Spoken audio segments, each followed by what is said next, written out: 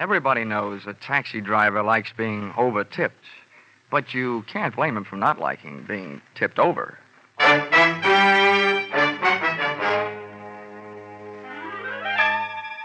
This is another in the adventures of America's fabulous freelance insurance investigator, Johnny Dollar. At insurance investigation, he's only an expert. At making out his expense account, he's an absolute genius.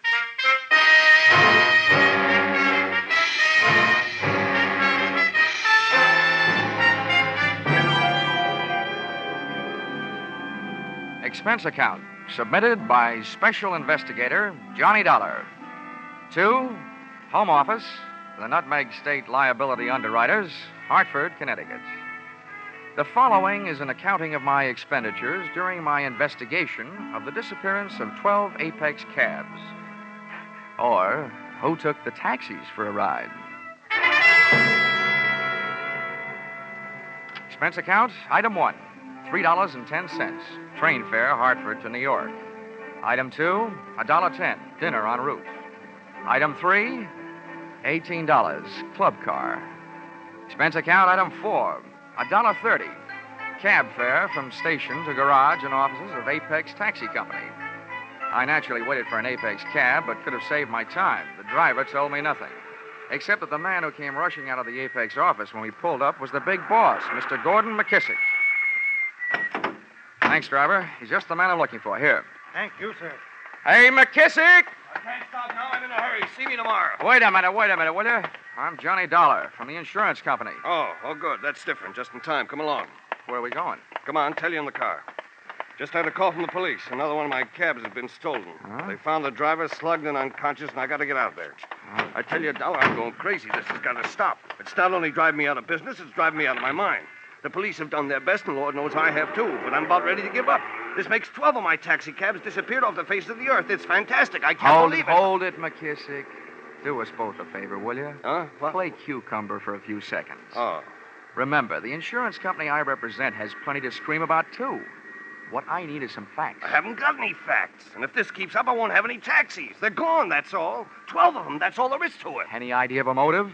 Some new kind of car theft? That's what the cops say. Okay, what's your idea? Robbing the drivers? You don't have to steal a cab to rob a driver. It's ridiculous. All right, then. What else could it be? Competition? Sabotage? That's my guess. Competition. So far, it's only a guess. I'd give anything to know. So would the insurance company. Anything. They'd even give up my happy young life.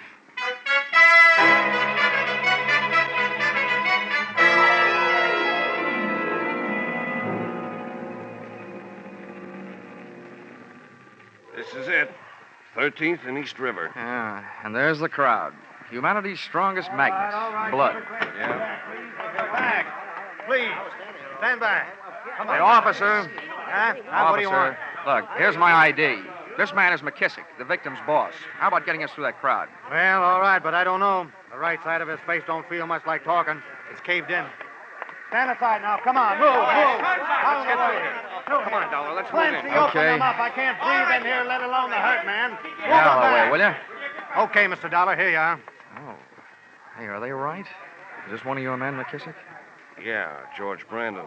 Been with me 4 years. Oh. Brandon, listen to me. Who did it? Do you know who did it? Try hard, will you? Never saw him before. Yeah, Brandon, only one. Well, what did he look like? Come on, boy. Hey, little guy. Dark. He talks funny. He talked funny? How, Brandon? How? An accent? Hey, Come on, Brandon. Well, that's it. All right, clear the way. Stand back. Clear the way for the ambulance. The ambulance. The ambulance turns out to be the wrong kind of a wagon.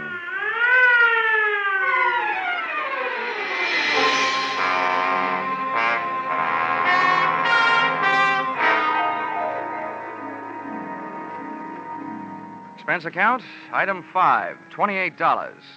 Transportation the following day, visiting hospitals and the homes of the other 11 Apex drivers who had lost their cabs. During the course of this, I contracted a severe case of what GIs used to refer to as Jeep seat. Out of 11 interviews, I got 3 clues. One, that up until last night's killing, the cab nappers had worked as a team. The little dark guy with an accent, as described by the dead driver Brandon, and a 300-pound accomplice wearing a seersucker suit, a Panama hat, and a complexion akin to a perspiring blob of leaf lard. This heavier of the two heavies, it seemed, never actively participated in any of the rough stuff, merely assuming the role of director of operations. Clue number 2, that in each instance, the driver's uniform cap was also stolen, which indicated to me merely that the getaway driver was very much interested in looking like a cab driver. Finally, clue number 3.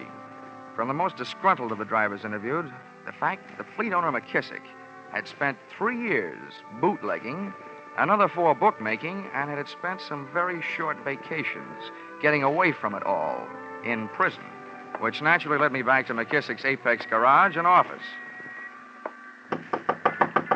Come in. Oh, Dollar. Well, what have you found out? Well, I'll tell you, McKissick. So far, I've just hit the ABCs. Later on, I'll get to the XYZs. Look, Dollar, I'm getting fed up with double talk. What I want to talk about is a double life. Yours. What? I once broke a leg jumping to a conclusion, so don't get me wrong. That's not what I'm doing. But a less experienced investigator might immediately assume that a man like you, an ex-bootlegger, ex-bookmaker, ex-jailbird, just might be stealing his own cabs for the insurance money. Well, you small Now, wait a town- minute. Don't get that way, or I might also get the idea that you have a killer instinct. My record's my own business. It was okay with the Hack Bureau. It was okay when that company sold me the insurance, so it'll have to be okay with you because you're stuck with it. Nobody's calling you guilty. Okay! Okay, all I'm telling you is this. I want your cabs off the street until this thing is cleared up. That's big talk, little man. When the day shift comes in at 4:30, tell them to park their cabs in the garage. And you can tell your dispatcher the night shift isn't working tonight. Bad enough to have my competition running me out of business. Now the little helper from the insurance company shows up to finish the job, huh? I'm not trying to put you out of business. I'm trying to keep you in. Well, it don't sound like it. No cooperation from you, no insurance. I'll have it canceled as fast as I can get to a phone. How about it? Okay, Dollar. I can't do anything about it. But if I were you, I wouldn't be caught hanging around here by any one of those drivers you're putting out of work. Some of them play rough.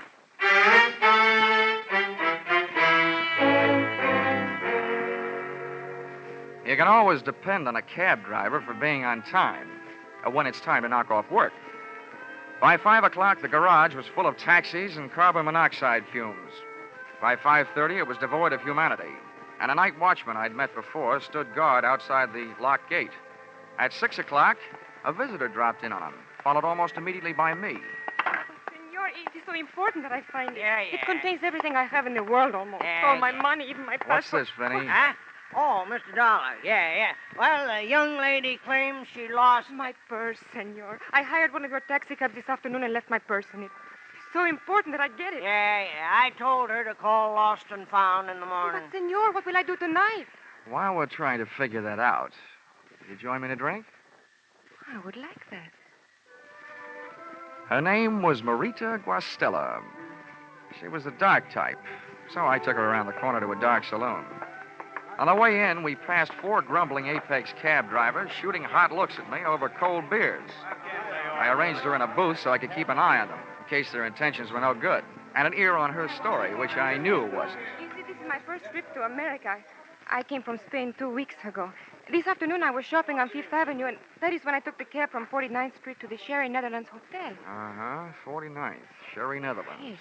What time did you take the cab? Wait, I'm not sure exactly. It would help. Oh, well, it was exactly 10 minutes after 4. I remember now. I looked at a clock. And what time did you arrive at the hotel, Marita? Why are you writing all this down? Just trying to help you find your purse. Oh, but I do not want to put you to any trouble. I am perfectly willing to search through the taxis myself. Honey, the city of New York has gone to a lot of trouble to save you that trouble. Every driver has to keep a record of every trip.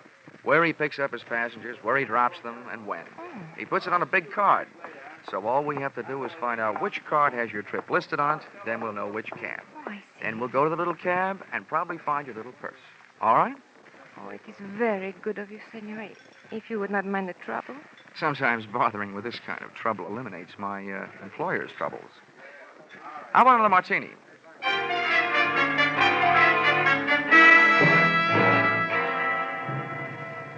Expense account, item 6.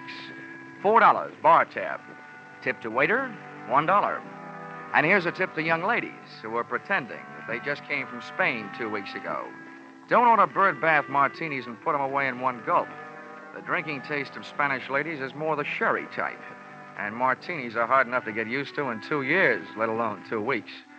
Or who knows, maybe she was just in a hurry to get to the Spanish olives. One thing was fairly apparent, though. She seemed to be in a hurry to get something out of one of those cabs, and not by way of the lost and found department. The least I could do, both as a gentleman and an insurance investigator, was to accept her phony-sounding story and take her back to the garage. I arm-in-armed the sometime senorita around the block, passing the time in a conversation not exactly based on her mother's favorite recipe for a rosa con pollo. As we passed the office portion of the Apex cab building, I gave up looking into her eyes and saw something that was open even wider, the garage gate. Johnny, what is it? The watchman, he's gone. Perhaps he just stepped inside. Look at the stains on the sidewalk. Blood. Oh, Bridewell. He's been... Bridewell? Who's Bridewell? I do not know. Who's Bridewell? Please, let me go. Let me go, please, Johnny. You're hurting my arm. Marita had twisted away and was hightailing it up the street. I went stamping up the ramp in the direction of the source of the scream. On the way up, I hit the light switch. In this racket, even big boys should be afraid of the dark. The first portal, I slowed my run into a pussyfoot pace and edged around the corner, sliding my back along the dispatcher's counter. When I got halfway down, the corner of my right eye picked off a pair of high black shoes, night watchman type. Heels on the floor, toes pointed up, sticking out from behind the end of the counter. I didn't have time to get a look at the rest of them. Something so round, so firm, and so fully loaded gave me a cold steel kiss under the left ear. Pray do yourself the favor, sir, of remaining absolutely still. Now you may turn around. Would this be Mr. Bridewell? Good indeed, sir. Well, what about the night watchman? Have no fears for him. I'm fortunately accomplished in the administration of first aid. Got a good deal of practice. I've seen to it that he's resting comfortably. I'll bet. Well, Victor, my boy, I trust your search was successful. Successful? Somebody beat us to it. All them cabs has been searched. Nonsense, my boy. How can you tell in so short a time? How about taking a look for yourself, fat boy? You couldn't possibly have picked over all of them. Proceed with the searching quickly. In the meantime, perhaps our friend here is the proprietor of the search that preceded ours. In this case, practically anything could happen. Yes, anything could. Knowing that should encourage you to mind your manners. Now, sir, will you accompany me to my hotel where we can discuss this further? With you holding that .38 caliber steel-engraved invitation in your hand, I'd be a perfect cad to refuse.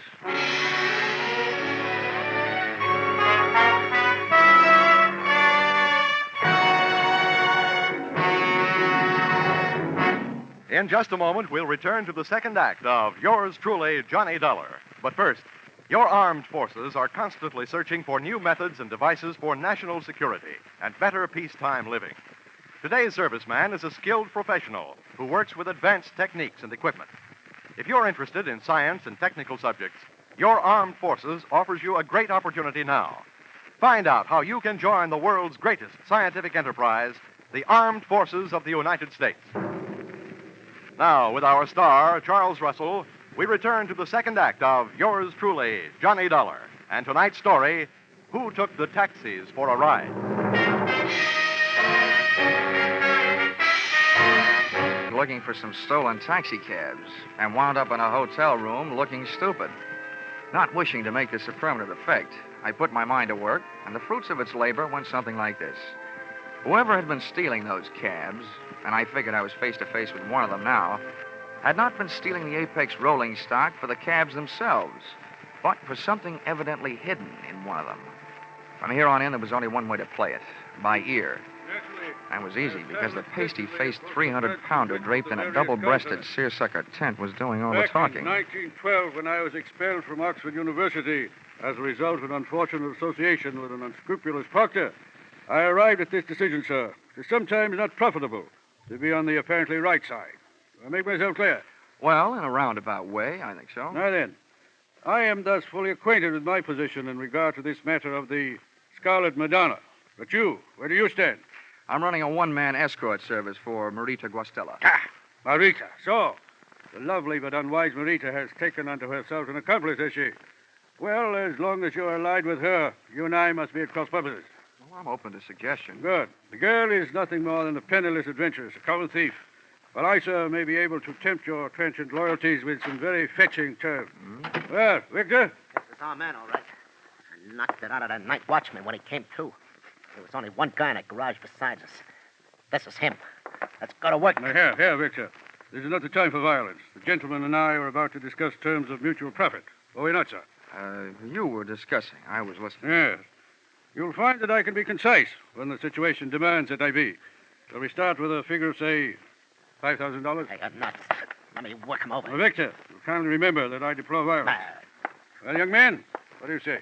Nuts to your 5,000, Mr. Bridewell. Good heavens, man, have you lost your mind? What do you think the Scarlet Madonna is worth to you? Well, so far it's been worth one man's life, 12 taxicabs, on a used car lot that comes to more than $5,000. $7,500 there. Keep coming. Now, see here now. There's not only a limit to my generosity, there's a limit to my patience. How else do you expect to realize such a handsome profit? I haven't made up my mind. Perhaps I can help you. Here are the problems you face. The Scarlet Madonna is no ordinary gem to be disposed of through the ordinary channels. You, sir, have the faintest notion of the importance of the jewel. I've got a hunch I could retire for life on it. A very short life it might be. It'd be a pity if your blood were mixed with that already shed through the centuries over the Scarlet Madonna. I don't waste time with that story fat stuff. We haven't got all week. My purpose in this repetitious recitation is bona fide. The bloody history may convince our friend that no one since the year 1256 has been able to share for any appreciable length of time the company of the Scarlet Madonna. Hey, tell him about the Well, that pirate. was the year it was fashioned to be worn in the vestments of John of Vicenza. On March 20th of that year, he was ordered by Alexander IV to hasten to the province of Tuscany to aid in the routing of the heretics. The pirate. There, John was murdered and robbed of this jewel. And since that date, it has never ceased its bloody journey through history. England, France, and Spain. Don't forget the pirate fat stuff. Thank you, Victor, for your helpful interest. Indeed, it is true. During one of its bloodier experiences, it was woven into the beard of an Alsatian pirate, from which it fell when his head tumbled into the basket beneath a guillotine. Yeah, that one killed me. You see, mister, don't go losing your head. I'm trying not to. Look, Bridewell, if this rock is so hot, how come you're willing to risk your pudgy little neck for it? Victor here and I are only the temporary middlemen for this infamous gem. You aren't yet. Am I to understand that you refuse? Well, I must say you tell a very good story. But the answer is still nothing doing. I told you fat stuff. We're wasting your breath on this guy. Oh! All right, Victor. That's enough. Here, now, get up, young man. Keep that monkey off of me or I'll yell the roof off this joint. Yes, no, that won't be necessary. Now, put your hands up, please. Now, Victor, go through his pockets. Not that anyone would be foolish enough to carry the Scarlet Madonna. Okay, now. Stand easy. Oh, you'll kick your teeth in. Don't try it. Hey. Come on. You know what we got here? An insurance stick. I know, Victor. One gun is enough. Not for me, it ain't. He must be from the company insuring the rock. No, Victor. I am thoroughly familiar with the policies covering the Scarlet Madonna. What's the gentleman's name? Johnny Dollar from Hartford, Connecticut. And right now, thinking there's no place like home. I'm leaving. No, not alive, you ain't. We can't let him out of here. He's red hot for us. Put down your weapon, Victor. There's been trouble enough. Hunter, no, you don't. Oh, yes, I do. Back off, Buster. Now, Victor, I must insist. Let him get away. Office, let go of me. Insurance investigator, whatever. If he knows where the jewel is, he's more good to us alive than dead. More valuable than even you.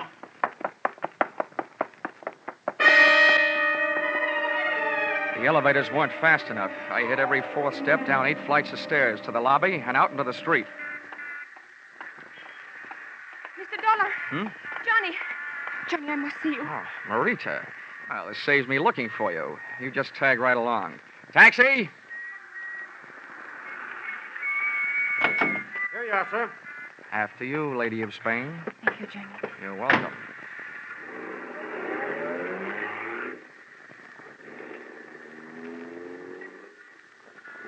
Oh, my poor Johnny. What did they do to you? A gentleman named Victor hung a right hand on me, complete with signet ring. Oh, Johnny. Oh, never mind that hanky. I'm not in the mood to be dabbed at. I'm so sorry. Johnny, what did they tell you? Oh, no, you don't. First, I want to hear what you have to tell me. Then we'll compare stories. Wait, there's not much to tell. The Scarlet Madonna is rightfully and legally mine. My only crime was to bring it into this country illegally through customs. I met Bridewell and that horrible Victor on the ship. And when I got to New York, I realized that they were following me. I was terrified. That I'll believe. I was in a taxi cab, and they followed me in another. It forced us to a curb, and, well, I hid the jewel in the upholstery of the taxi. Then I jumped out and fled for my life. All I remember is that it was an Apex cab. I've been trying to find the exact one ever since. So apparently they. How'd they find out? They ran after me that night. They searched me and all of my belongings. And then when I started my search, they realized what I was doing. Well, looks like anybody can catch the brass ring on this merry-go-round. Please, Johnny, tell me that you will help me to recover the Madonna. Look, gorgeous. All I'm trying to catch up with is a dozen stolen taxicabs. But you are not just going to leave me flat? With that figure? Impossible.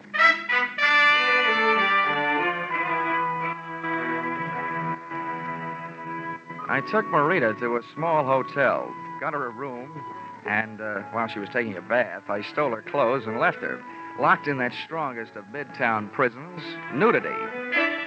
The first joker I went looking for back at the Apex garage was the unfortunate night watchman. I found him sitting up and taking nourishment out of a bottle, and nursing an egg on his head that would have hatched an ostrich. Oh, it's you, Mr. Dollar. Yeah. I tell you, I've been worried about you. Yeah. Thank heavens you're all right. No thanks to you. No, what do you mean, sir? I mean, why'd you tell that sawed-off ape who slugged you around that I searched these cabs in here last night? Why, I didn't mention you, sir. I told him it was the boss, McKissick. Huh? Yeah. McKissick? Where is he now, do you know? He just came by. I believe he's next door in his office. Thanks. Yeah. Oh, McKissick. This case is developing more suspects than a garlic breath in a crowded elevator. Now, listen to me, McKissick. That double-crossing scum. I try to level with you. 10,000 is my top offer. Turn it over. Let's see your money. You don't trust me, I don't trust you. All right, you had your chance. From now on, there ain't no money. There ain't no money in it. No, Victor, no. Hey, what's it? Here's one I owe you. Come on, get up. More.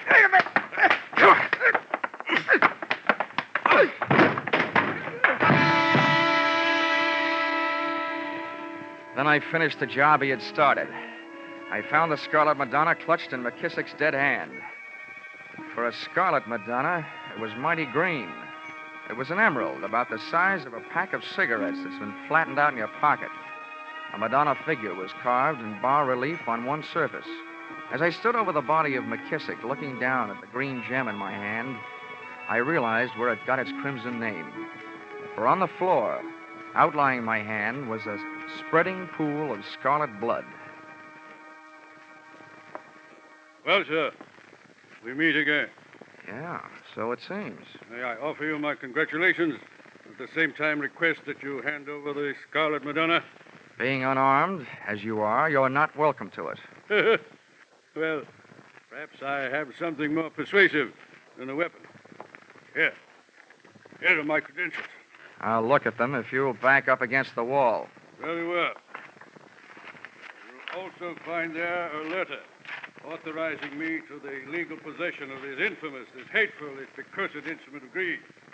Will explain that it's been my odious duty to retrieve it for its rightful owner, the Stillwell Museum in London, from which it was stolen by Victor and his erstwhile lady-in-waiting, the exotic Marita.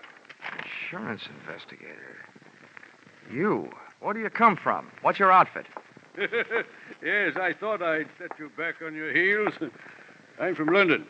Pity we didn't have each other's interests classified earlier.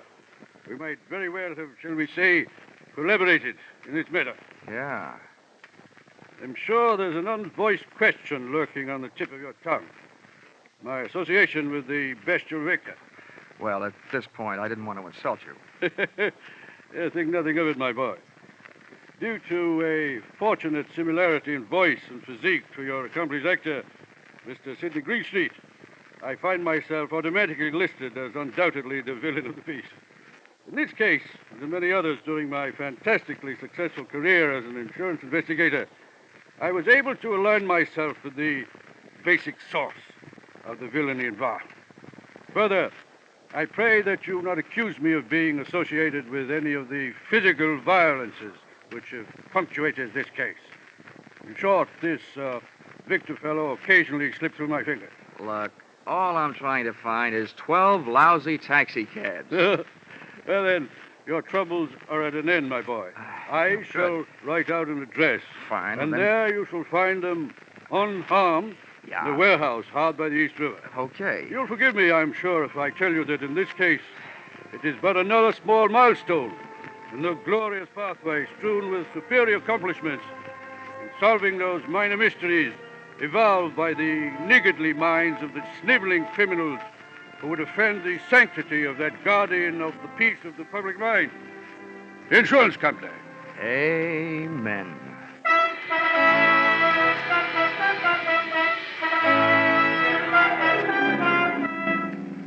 Expense account, item 7. $1.95, one evening gown, which was hard enough to find, but would probably be even harder to wear at that price. Purchased in an all-night salon de mode on 136th Street. This dress I gave to Mr. Bridewell to take with him when he went calling on Senorita Marita Guastella, prior to turning her over to the police. Expense account, item 8, $6.10. One bottle of you-know-what, with which to gargle the half-good, half-bad taste left by this case out of my mouth. Expense account, item 9, transportation. No, come to think of it, you can forget this item for a while. I think I'd better stay here in Manhattan and rest up a bit. Expense account, item 9, $400. Advance. Entertainment and things while resting on my laurels. Or possibly Mr. Bridewell's laurels. But anyway, resting. Expense account total, $1,100. You fill in the cents. Yours truly, Johnny Dollar.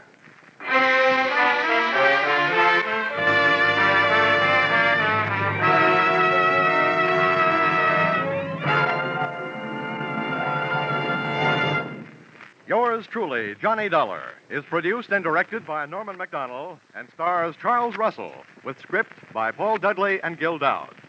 Featured in the cast were Herb Butterfield as Mr. Bridewell, with Paul Dubove, Lillian Baeff, Lou Krugman, Junius Matthews, Jan Arvin, and Jack Prusian. The special music is written and conducted by Leith Stevens.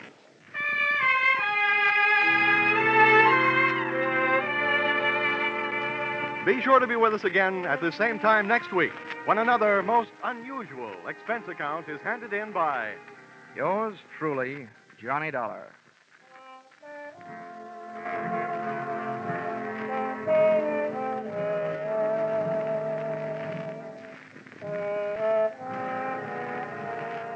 the great hit tunes of early 1939. Deep Purple, Penny Serenade, I Cried for You. How many more can you remember dancing to, romancing to?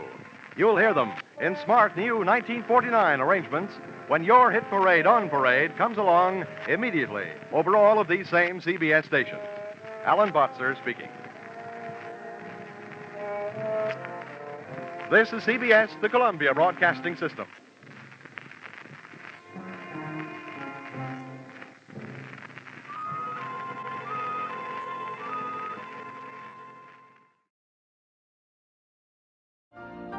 You've been listening to the OTR Gold Network. Find more classic radio at otrgold.com.